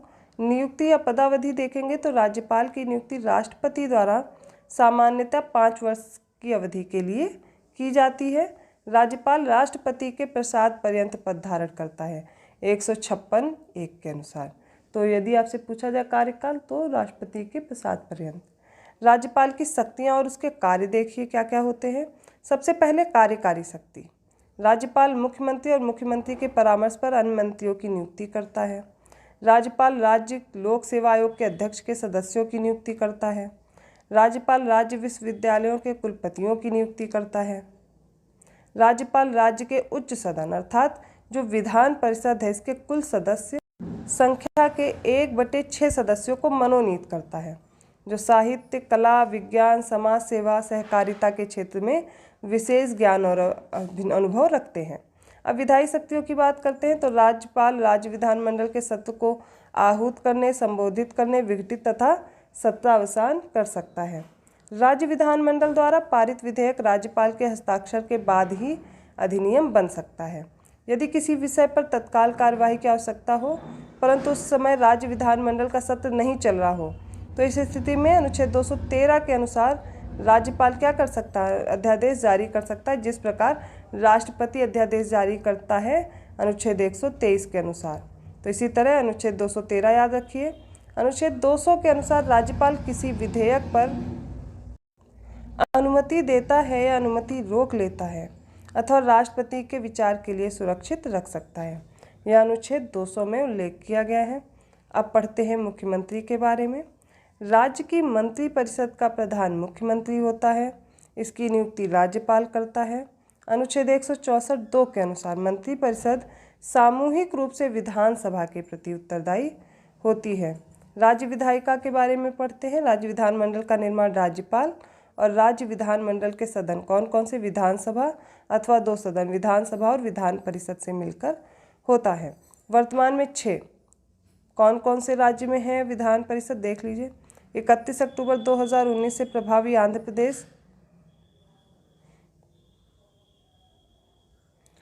प्रदेश, इसमें 58 सदस्य संख्या है। उत्तर प्रदेश में 100 है। कर्नाटक, तेलंगाना, बिहार और महाराष्ट्र यहाँ पर विधान परिषद हैं। सबसे पहले तो याद रखिए कहाँ कहाँ है? आंध्र प्रदेश, उत्तर प्रदेश, कर्नाटक, तेलंगाना, बिहार और महाराष्ट्र। अब आजकल प्रश्न बनते हैं इनकी सदस्य संख्या से। तो आंध्र प्रदेश में 58 है, उत्तर प्रदेश में 100 है, कर्नाटक में 75 है, तेलंगाना में 40 है, बिहार में 75 है और महाराष्ट्र में 78 विधान परिषदें हैं। अब जानते हैं विधान परिषद है क्या। तो अनुच्छेद 169 के अनुसार संसद विधान परिषद का गठन एवं विघटन कर सकती है यदि संबंधित राज्य की विधानसभा द्वारा इस संबंध में संकल्प को विधानसभा के कुल सदस्य संख्या के बहुमत एवं उपस्थित तथा मत देने वाले सदस्यों के कम से कम 2/3 बहुमत से पारित किया जाए। विधान परिषद राज्य विधानमंडल का उच्च सदन होता है। विधान परिषद के कुल सदस्यों की संख्या संबंधित राज्य के विधान सभा सदस्यों की कुल संख्या का अधिकतम 1/3 और कम से कम 40 नहीं हो सकती, मतलब 40 से कम नहीं होगा। विधान परिषद का सदस्य बनने के लिए न्यूनतम आयु सीमा 30 वर्ष है। ये एक स्थायी सदन है जो कभी भंग नहीं होता, परंतु इसका उत्साधन किया जा सकता है अर्थात इसको समाप्त किया जा सकता है। विधान परिषद के प्रत्येक जो सदस्य हैं उनका कार्यकाल 6 वर्ष और हर प्रत्येक दूसरे वर्ष क्या होगा 1/3 सदस्य अपना कार्यकाल पूरा करके अवकाश ग्रहण करेंगे और उनके स्थान पर नए सदस्य निर्वाचित होंगे। विधान परिषद के सदस्यों का निर्वाचन कैसे होता है? अप्रत्यक्ष रूप से। अब बात करते हैं विधानसभा की, लेजिस्लेटिव असेंबली जिसे बोलते हैं। विधानसभा को क्या बोलते हैं? निम्न सदन। अनुच्छेद 170 के तहत विधानसभाओं की संरचना का उल्लेख किया गया है। विधानसभा के सदस्यों का कार्यकाल 5 वर्ष। विशेष स्थिति में राज्यपाल विधानसभा को 5 वर्ष पूर्व ही भंग कर सकता है। विधानसभा सदस्य निर्वाचित होने के लिए न्यूनतम आयु सीमा 25 वर्ष होती है। विधानसभा सदस्यों का चुनाव वयस्क मताधिकार द्वारा प्रत्यक्ष रूप से किया जाता है। प्रत्येक राज्य विधानसभा में अधिकतम 500 और न्यूनतम कितने 60 सदस्य हो सकते हैं। अब अपवाद में कौन कौन से हैं? गोवा है और मिजोरम है। गोवा और मिजोरम में 40 और सिक्किम में 32 विधानसभा सदस्य संख्या निर्धारित की गई है। अब भारत के राष्ट्रीय चिन्ह की बात करते हैं। राष्ट्रीय प्रतीक सबसे पहले सारनाथ स्थित सम्राट अशोक के सिंह स्तंभ के शीर्ष भाग को भारत सरकार द्वारा 26 जनवरी 1950 को राष्ट्रीय प्रतीक के रूप में अपनाया गया।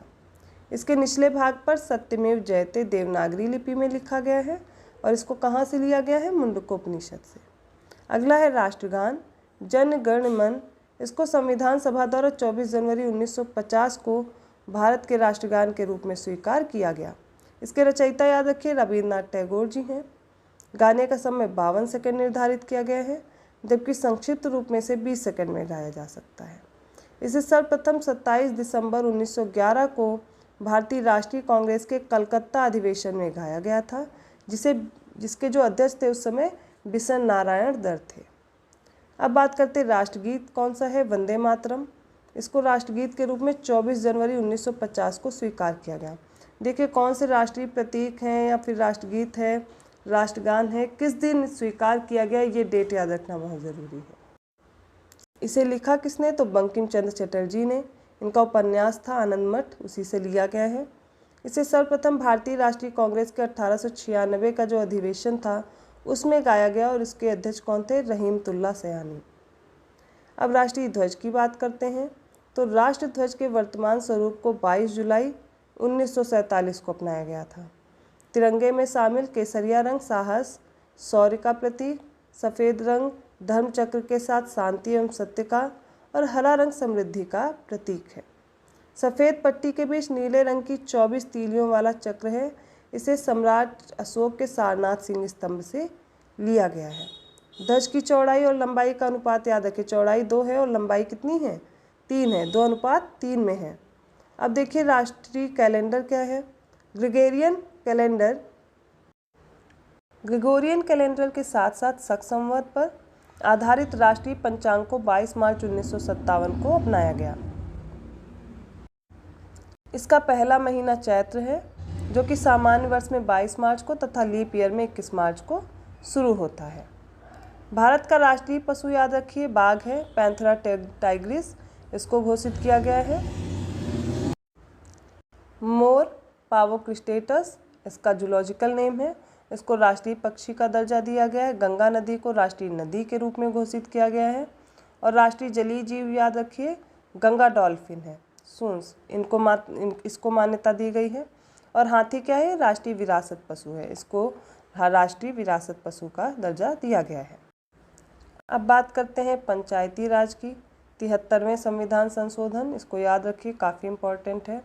1992 द्वारा भारतीय संविधान के भाग 9 के अंतर्गत अनुच्छेद 243 में का से ण तक 11वीं अनुसूची के तहत पंचायती राज व्यवस्था की गई है। और 2 अक्टूबर 1959 को तत्कालीन प्रधानमंत्री थे जवाहरलाल नेहरू, इनके द्वारा पंचायती राज का उद्घाटन राजस्थान के नौगौर जिले में किया गया था। बहुत बार पूछा गया प्रश्न है कि सबसे पहले इसका उद्घाटन कहाँ किया गया। आंध्र प्रदेश दूसरा राज्य बना था जहाँ पर इसकी शुरुआत की गई। 11 अक्टूबर 1959 को इसका शुभारंभ यहाँ पर किया गया। 73वें संविधान संशोधन अधिनियम द्वारा पंचायती राज के त्रिस्तरीय ढांचे कौन कौन सा? ग्राम स्तर, ग्राम स्तर पर ग्राम पंचायत, खंड स्तर पर पंचायत समिति और जिला स्तर पर जिला परिषद, इनके गठन की व्यवस्था की गई थी। पंचायती राज से संबंधित कुछ समितियां हैं, पूछी जाती है किससे संबंधित है। तो पहली थी बलवंत राय मेहता समिति, जो 1957 को इन्होंने अपनी रिपोर्ट प्रस्तुत की। फिर अशोक मेहता समिति 1977 में, जीवी के राव समिति 1985 में, LM सिंघवी समिति 1986 और PK थुंगन समिति 1988। महिलाओं के लिए प्रत्येक स्तर पर 1/3 आरक्षण की व्यवस्था की गई है। पंचायतों का कार्यकाल 5 वर्ष निर्धारित है। समय से पूर्व पंचायत भंग होने पर निर्वाचन 6 माह के अंदर करवाना होगा। 11वीं अनुसूची में वर्णित 29 विषयों पर पंचायतों को कानून बनाने की शक्ति भी प्रदान की गई है। अब बात करते हैं नगर पालिका की। तो 74वें संविधान संशोधन अधिनियम के द्वारा संविधान के भाग 9 के का में अनुच्छेद 243 ता से 243 या 6 तक 12वीं अनुसूची को जोड़ा गया है। इसमें नगर पालिकाओं से संबंधित प्रावधान किए गए हैं। नगर पालिका मुख्यतः 3 प्रकार की है। कौन कौन सी? नगर पंचायत, नगर पालिका परिषद और नगर निगम। नगर पालिकाओं में महिलाओं के लिए 1/3 स्थान आरक्षित है। नगर पालिकाओं का कार्यकाल 5 वर्ष होता है। सर्वप्रथम 1688 ईस्वी में मद्रास में नगर निगम की स्थापना की गई। अब बात करते हैं लोक सेवा आयोग की। भारतीय संविधान के अनुच्छेद 315 के तहत संघ और राज्यों के लिए एक लोक सेवा आयोग की व्यवस्था की गई है। संघ लोक सेवा आयोग के अध्यक्ष तथा सदस्यों की नियुक्ति राष्ट्रपति द्वारा की जाती है। ये इंपॉर्टेंट है, याद रखिए। संघ लोक सेवा आयोग के अध्यक्ष एवं सदस्य का कार्यकाल 6 वर्ष या फिर 65 वर्ष की आयु तक, जो भी पहले हो जाए, पूरा हो जाए, वो होती है। अब निर्वाचन आयोग देख लीजिए। संविधान के भाग 15 के तहत अनुच्छेद 324 से 329 तक निर्वाचन से संबंधित प्रावधान किए गए हैं। निर्वाचन आयोग में मुख्य निर्वाचन आयुक्त और 2 अन्य निर्वाचन आयुक्त होते हैं, जिनकी नियुक्ति राष्ट्रपति द्वारा की जाती है। अनुच्छेद 324 के अनुसार संसद, राज्य विधानमंडल, राष्ट्रपति व उपराष्ट्रपति के पदों के निर्वाचन की जिम्मेदारी निर्वाचन आयोग की होती है। मुख्य निर्वाचन आयुक्त तथा अन्य निर्वाचन आयुक्तों का कार्यकाल 6 वर्ष तथा 65 वर्ष की आयु में जो भी पहले पूरा हो वो होता है। निर्वाचन आयोग एक संवैधानिक संस्था है। वर्तमान में मान्यता प्राप्त राष्ट्रीय राजनीतिक दलों की संख्या कितनी है? 8 है। अब ये राष्ट्रीय राजनीतिक दल कौन कौन से हैं? अभी जल्द में ही ये 6 बचे हैं। 2 से राष्ट्रीय राजनीतिक दर्जा छीन लिया गया है। पहला अच्छा देख लीजिए, भारतीय राष्ट्रीय कांग्रेस है। दूसरा बीजेपी है। तीसरा बीएसपी है। सीपीआई है। सीपीआईएम है और एनसीपी है। एआईटीएमसी है, अखिल भारतीय तृणमूल कांग्रेस और एनपीपी। देखिए, अभी जो आम आदमी पार्टी है उसको राष्ट्रीय जो राजनीतिक पार्टी है उसका दर्जा दे दिया गया है। और क्या किया गया है, 2 जो पार्टी हैं उनको इसमें से बाहर कर दिया गया है। अभी रिसेंटली आप देखेंगे 6 ही बची हैं, बाकी की बाहर कर दी गई हैं। एक एक करके मैं आपको सारी बता दे रही हूँ। जैसे जो सबसे पहली है भारतीय राष्ट्रीय कांग्रेस है और इसका जो चुनाव चिन्ह है हाथ का पंजा है। दूसरी भारतीय जनता पार्टी, कमल का फूल है इसका। तीसरी है बहुजन समाज पार्टी, हाथी है इसका जो चिन्ह है, चुनाव चिन्ह है। इसके बाद याद रखिए भारतीय कम्युनिस्ट पार्टी जो मार्क्सवादी है, ये है। इसका आप देख लीजिए चुनाव चिन्ह हंसिया, हथौड़ा और तारा है। अगली है नेशनल पीपल्स पार्टी, एनपीपी। कौन है? एनपीपी, ठीक है। ये है जिसका पुस्तक है। और अब क्या हो गया है, एक और बढ़ गई है आप। इसके अलावा बाकी जो हैं वो नहीं है, ठीक है। याद रखिए बाकी नहीं है, जैसे कि ये एआईटीएमसी नहीं है, ठीक है, और ये नहीं है, ये नहीं है। 6 ही बची हैं। अब हमें पॉलिटी का फिर से एक सबसे इम्पॉर्टेंट टॉपिक पढ़ना है, प्रमुख संशोधन। कौन कौन से संशोधन हुए हैं जो कि काफ़ी महत्वपूर्ण है, उनसे प्रश्न पूछे जाते हैं। जैसे सबसे पहला संशोधन अधिनियम है 1951 में आया था। संविधान में नवी अनुसूची को जोड़ा गया तथा इस अनुसूची में उल्लिखित विषयों को सर्वोच्च न्यायालय की न्यायिक पुनरावलोकन शक्ति से बाहर रखा गया। इसके बाद बात करते हैं 36वां संविधान संशोधन 1975 में हुआ। इसमें भारतीय संघ में सिक्किम को पूर्ण राज्य का दर्जा प्रदान किया गया। फिर आता है 42वां संविधान संशोधन, मोस्ट इम्पॉर्टेंट, 1976 में आया। इसके द्वारा प्रस्तावना में समाजवादी, पंथ निरपेक्ष तथा अखंडता ये शब्द जोड़े गए। भाग 4 का काम है नागरिकों के मूल कर्तव्यों को जोड़ा गया। राष्ट्रपति को मंत्रिमंडल की सलाह मानने के लिए बाध्य किया गया। ये किस में किया गया? 42वां संविधान संशोधन। अब आता है 44वां संविधान संशोधन अधिनियम 1978। राष्ट्रपति के द्वारा विधेयक को पुनर्विचार के लिए एक बार वापस भेजने की शक्ति प्रदान की गई। राष्ट्रीय आपात के संदर्भ में आंतरिक अशांति शब्द के स्थान पर सशक्त विद्रोह शब्द रखा गया। संपत्ति के अधिकार को इसको प्राप्त मूल अधिकार का दर्जा समाप्त किया गया और विधिक अधिकार इसको प्रदान किया गया। राष्ट्रीय आपात के दौरान अनुच्छेद 20 और 21 द्वारा प्रदत्त मूल अधिकार निलंबित नहीं किए जा सकते, बाकी सारे निलंबित हो जाते हैं। यह अनुच्छेद 44 के अनुसार है। अगला याद रखिए 52वां संविधान संशोधन अधिनियम 1985 में आया था। इसके तहत संसद एवं राज्य विधानमंडल के सदस्यों को दल बदल के मामले में अयोग्य घोषित करने की व्यवस्था की गई है और इसके लिए 10वीं अनुसूची जोड़ी गई।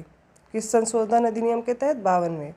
फिर बात करते हैं 61वां संविधान संशोधन अधिनियम, 1988 में आया। नागरिकों के मतदान करने की न्यूनतम आयु को क्या किया गया? 21 वर्ष से घटाकर 18 वर्ष की गई। किस संशोधन अधिनियम में? 61वें। अब आता है 69वां संशोधन अधिनियम 1991। संघ शासित प्रदेश दिल्ली को राष्ट्रीय राजधानी क्षेत्र का दर्जा दिया गया और इसके अलावा दिल्ली के लिए 70 सदस्यीय विधानसभा की व्यवस्था की गई। मोस्ट इम्पॉर्टेंट 73वां संविधान संशोधन अधिनियम 1992, संविधान के भाग 9 और 11वीं अनुसूची को जोड़ दिया गया। पंचायतों को संवैधानिक दर्जा प्रदान किया गया। फिर आता है 74वां संशोधन अधिनियम 1992 का, संविधान में भाग 9 का और 12वीं अनुसूची जोड़ी गई। 86वां संशोधन अधिनियम 2002 को आया। इसमें जो प्रारंभिक शिक्षा है इसको मूल अधिकार का दर्जा प्रदान किया गया। अगला है 91 संशोधन अधिनियम और 91 नंबर का जो ये संशोधन अधिनियम, इसके द्वारा मंत्रिपरिषद के आकार को सीमित किया गया, जो कि लोकसभा के कुल सदस्य संख्या के 15% से अधिक नहीं हो सकती। अब 97 पे आते हैं। 2011 में आया था ये, सहकारी समिति बनाने के अधिकार को अनुच्छेद 19 के तहत मौलिक अधिकार बना दिया गया। फिर 101वां 2016 में आया, इसके तहत वस्तु एवं जो सेवा कर जिसको जीएसटी बोलते हैं, इससे संबंधित प्रावधान शामिल किए गए। फिर आता है 102वां संविधान संशोधन अधिनियम 2018 में आया। इसमें राष्ट्रीय पिछड़ा वर्ग आयोग को संवैधानिक दर्जा दिया गया। 103 आया 2019 में, सामान्य वर्ग के गरीबों को आर्थिक आधार पर 10% आरक्षण दिया गया। 104वां संशोधन अधिनियम 2019 में आया था। लोकसभा एवं राज्य विधानसभा में अनुसूचित जातियों और जनजातियों के लिए स्थानों के आरक्षण में 10 वर्ष की वृद्धि तथा लोकसभा एवं राज्य विधानसभा में नाम निर्देशन द्वारा आंग्ल भारतीय समुदाय के प्रतिनिधित्व संबंधी बंद का समापन कर दिया गया। और लेटेस्ट जो है वो 105वां संशोधन अधिनियम 2021। यह अधिनियम सामाजिक एवं शैक्षणिक रूप से पिछड़े वर्ग की पहचान करने और निर्दिष्ट करने हेतु राज्य एवं केंद्र शासित प्रदेशों की शक्ति को पुनर्स्थापित करता है। तो ये रहे महत्वपूर्ण संविधान संशोधन अधिनियम, जो कि ज़्यादातर पूछे ही जाते हैं और इनमें वही लिए गए हैं जो मोस्ट इम्पॉर्टेंट हैं, जो पेपर में पूछने की संभावना जिनकी ज़्यादा है। तो यहाँ तक हमने राज्य व्यवस्था को, भारतीय राज्य व्यवस्था को बहुत अच्छे ढंग से रिवाइज़ किया है। जिन भी बच्चों का रिसेंटली एग्ज़ाम है वो पूरा वीडियो देख करके जाएं, जिससे उनको जो चीज़ें छूट गई होंगी वो इजीली रिवाइज़ हो जाएंगी। पढ़ा हुआ है तो अच्छी बात है, दोबारा पढ़ लेंगे तो भूलेगा नहीं और इन्हीं से प्रश्न बनने की संभावना भी है। इसके साथ साथ आपको 2 वीडियो और देखने हैं, मैं उसका लिंक डिस्क्रिप्शन में डाल दूंगी, आप उनको भी देख लीजिएगा, जिससे आपके अनुच्छेद और जो आर्टिकल दिए गए हैं जो इम्पॉर्टेंट हैं, या फिर सारे आर्टिकल मैंने बहुत अच्छे से लर्न करा दिए हैं, सारे भाग अच्छे से पढ़ाएं और अनुसूचियाँ इतनी अच्छी ट्रिक से समझाइए कि दोबारा आपको रटना नहीं पड़ेगा। तो आप वो वीडियो देखिए, कि ये देखिए और इन्हीं को देख करके आप एग्ज़ाम देने चाहिए। आई होप आपके सारे प्रश्न सही होंगे। तो मेहनत करते रहिए, सफलता ज़रूर आपको मिलेगी। अपना जो सुझाव है वो हमें कमेंट करके बता सकते हैं और वीडियो को लाइक करना मत भूलिए, चैनल को सब्सक्राइब कीजिए और लोगों को भी शेयर कीजिए। धन्यवाद।